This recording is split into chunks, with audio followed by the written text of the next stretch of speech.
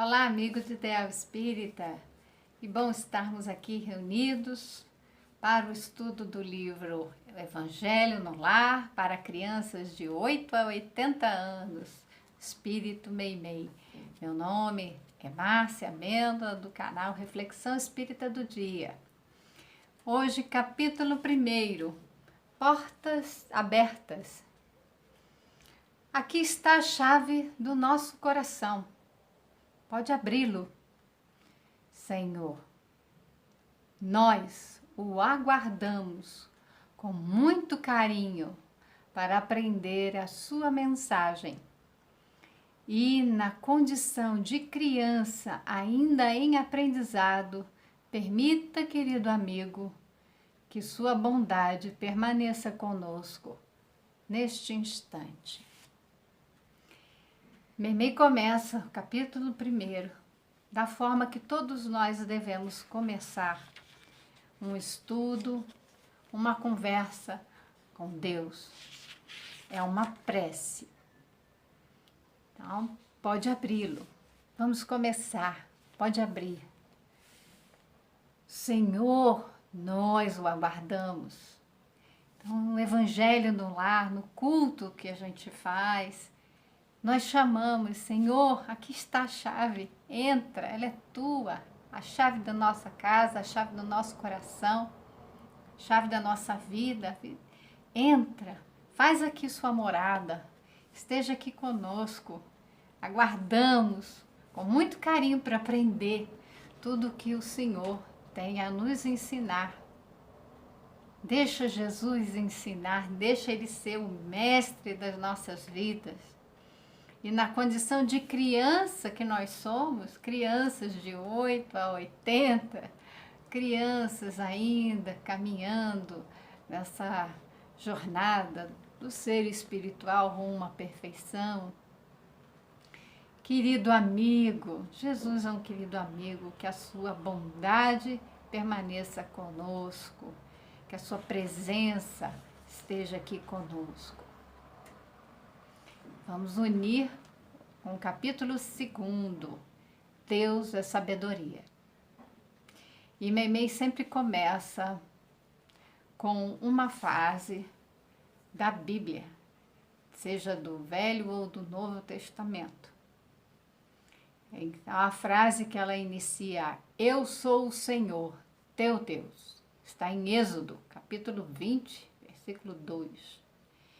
Sabedoria de Deus é conhecimento, amor e bondade. Deus é o Criador do universo, de todos os mundos que se movimentam no espaço infinito. Tem Ele suas leis justas e sábias, e que a todos e a tudo governam. Deus é a sabedoria. Questão número 1 do Livro dos Espíritos, que é Deus. Que é Deus, não quem, porque Deus não é uma pessoa. Deus é a inteligência suprema, a causa primária de todas as coisas. Não importa o nome que demos a Deus, ao Criador. Jesus chamava-o de Pai. Ele é o Criador de todos nós, de todas as leis, de tudo que há no universo. Tudo que é vivo é criado por Deus. Ele tem as suas leis justas e sábias. Somos regidos por essas leis. Quando suas leis são obedecidas, o aprendizado é feito pelo amor, mas quando há desequilíbrio, desobediência, surge o mal, que é o remédio amargo criado pela vontade do homem. O mal não foi criado por Deus, o mal foi criado pela desobediência do homem às leis divinas, pela desarmonia, o desequilíbrio no funcionamento dessas leis, por nossas ações equivocadas, pela nossa ignorância do que seria fazer o bem. Essa livre vontade, está falando do livre-arbítrio, da livre escolha, das livres decisões que nós tomamos, é algo dado por Deus para fazermos uso da nossa razão, do nosso pensamento. Então, Deus nos deu algo precioso. Quando adquirimos a razão, o pensamento, que nós temos um pensamento contínuo, pensamos o tempo todo, esse pensamento, o uso da razão, que faz com que a gente utilize todos os recursos que Deus colocou à nossa disposição, que seria para o bem nosso e de todos, para o progresso, na vida de todos nós. Quando nós desequilibramos toda essa ordem que está estabelecida, nós vamos receber o retorno. Então, se nós vivemos numa situação climática desfavorável, nós temos que ver o que nós estamos fazendo com a natureza para afetar o clima do nosso planeta. Isso a gente pode dizer que é um mal que nós fizemos pela nossa livre vontade, porque Deus não quer que nós façamos o desequilíbrio, desorganizemos aí a ordem natural das coisas. Pelo contrário, nós, ao que fizermos, nós teremos que recuperar, reparar o erro, restabelecer a ordem. Toda criança, e gente grande também, sabe o que é certo e o que se deve fazer, mas nem sempre o faz. Então se sofre pelos erros cometidos por vontade própria.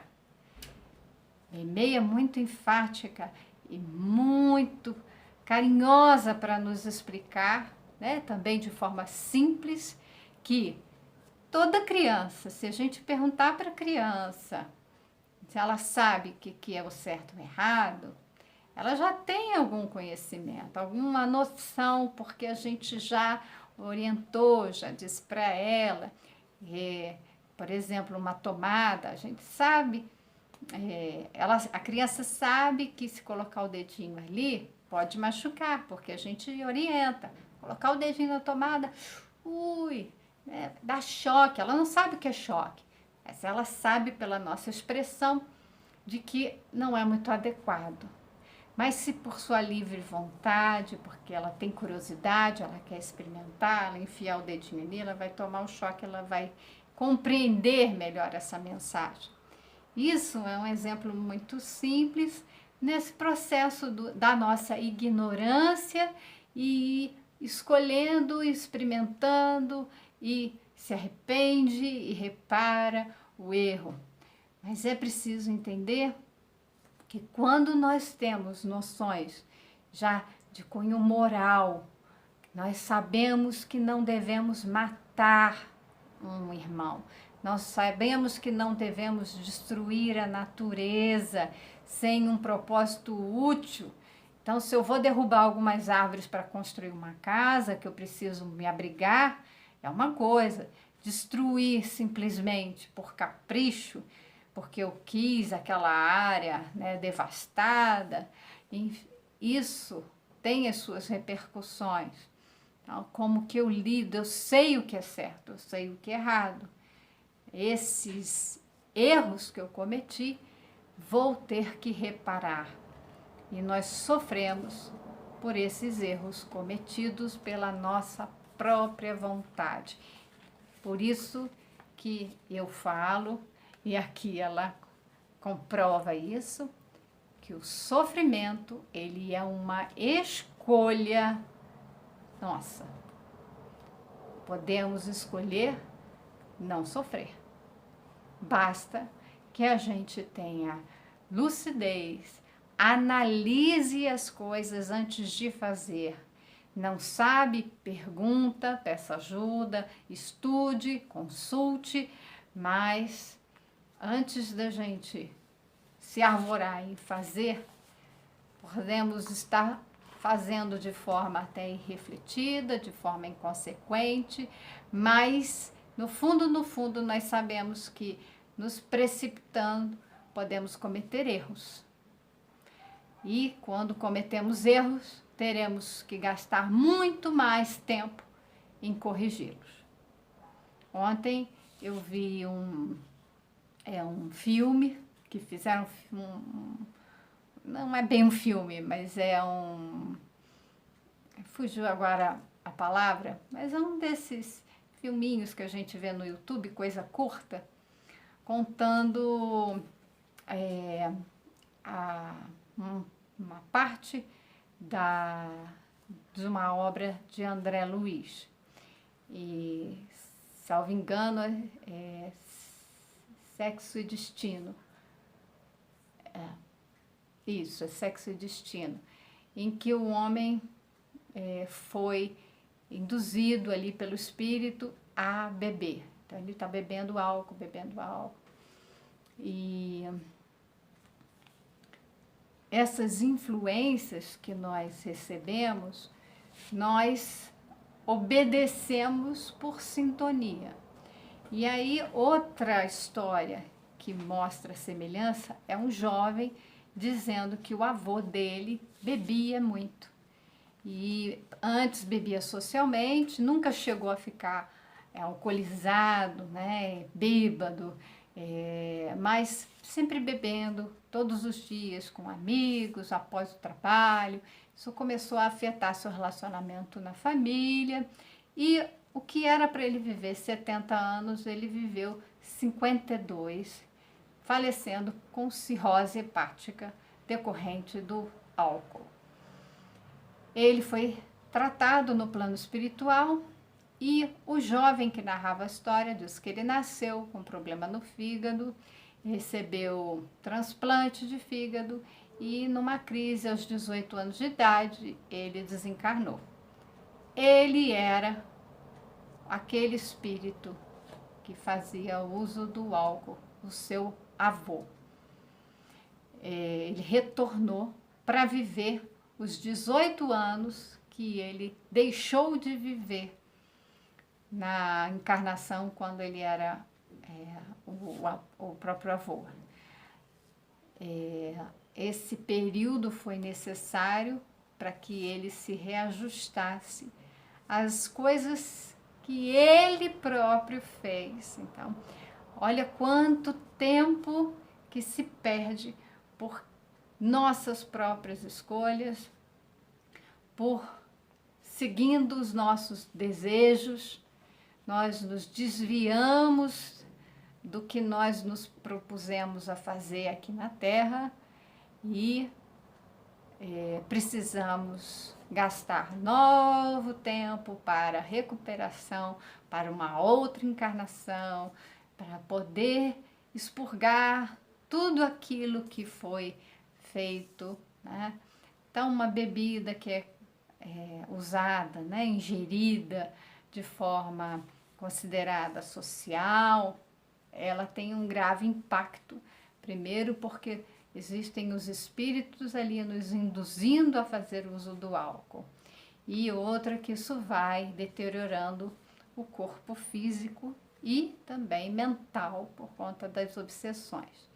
O tratamento vai ser exigido depois, não só durante a vida corpórea, mas no plano espiritual. E nesse caso, teve que haver o retorno ao plano físico para tratar de toda a mácula que teve no corpo espiritual do uso daquela bebida. Me ressalta, esse sofrimento todo foi causado por nossa própria vontade, nossas escolhas. Se pudéssemos e poderemos sim, se tivermos vontade, resistir a essas tentações e nos colocarmos de passos firmes na jornada que nós temos aqui a cumprir.